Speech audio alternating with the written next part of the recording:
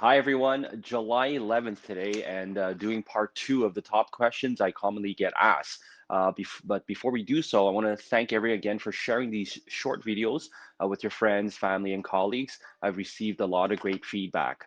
So very quickly about the housing market. This is the new listings by week, residential and condo.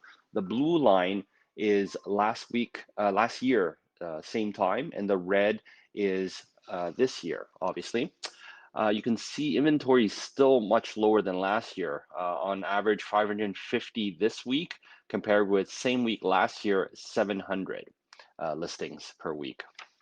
So what that translates into combined average sale price for residential and condo, 400 versus 500,000. That means last year the average price was 400,000, and now it's 100,000 more the same time.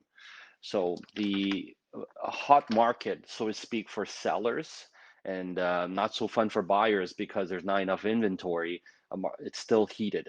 Essentially, spring market during the middle of summer. Okay. Fourth question, I guess, I get asked very commonly is, when is the best time to buy a home, Ray? Honestly, there's no real best time, only the right time. When is it the right time for you to buy? Or is your mortgage pre-approval in place? Are you currently in a lease and then you have to give 2 months notice? It's all about the right timing in terms of buying. No one can really time when is the lowest point that of the housing market you'll buy in that particular month or year. So always analyze your own situation and figure out whether it's the right time to buy.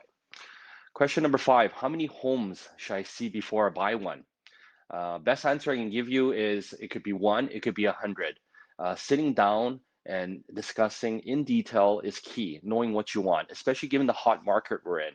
Sometimes you got to move a little bit quicker than in normal circumstances. Preparation, education is ultimately very important. You'll walk into a home, it could be the first one, and you say to yourself, this feels perfect, but it's only the first home. So you might say, oh, I'll wait a bit, and then you end up losing the home, as an example, and then you may never find a home that will fit exactly what you're looking for. There's no perfect home.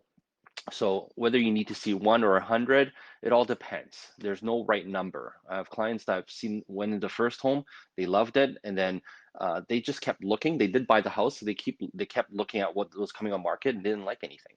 And there are some clients that have to have seen a lot of homes, 20, 30, 40 homes before they actually knew what they want. So it's all based on the particular person and their needs and wants, and that the home will give you a feeling whether it's the right fit for you or not, and also education by your real estate professional to educate you on what to look for a home, especially for first-time home buyers. Question number 6, will my home ever depreciate in value? Clients come to me saying, I wish I bought last year, or I wish I bought more homes 10 years ago. Homes are the best forms of investment. So, and they've never depreciated in value, at least in Ottawa. And being patient is key with owning a home, whether it's your primary residence or investment. And then within 3, 4, 5 years, you've built up an extra 30, 40, $50,000 worth of value. So I would say homes don't depreciate in value, but in fact builds equity submissively without you actually realizing it. And then 5, 6 years, 10 years down the road, you have that equity. Paying down your mortgage and with homes inevitably keep increasing in value, it won't depreciate, and that has not in Ottawa, at least. Question 7, when's the best time to sell my home? You can't time the market.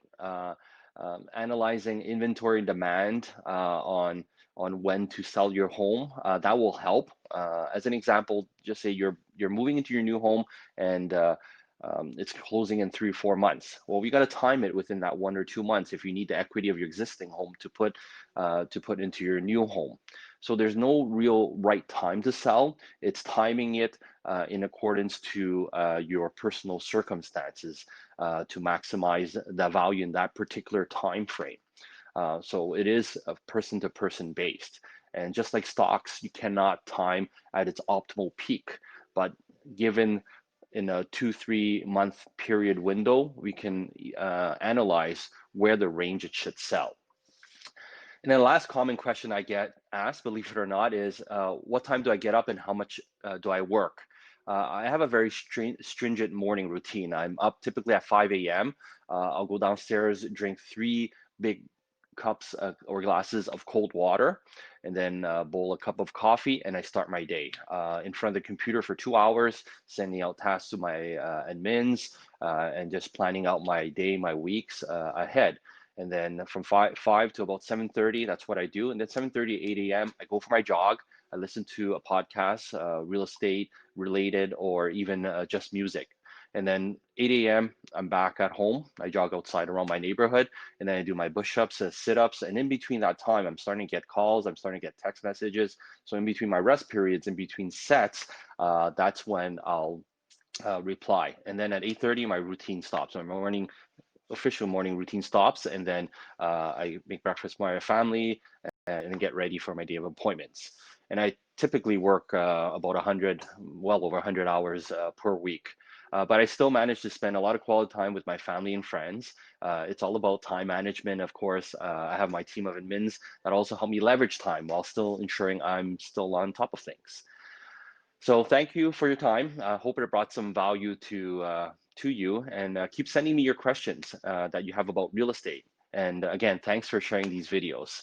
Stay safe, stay active, and we're still selling real estate.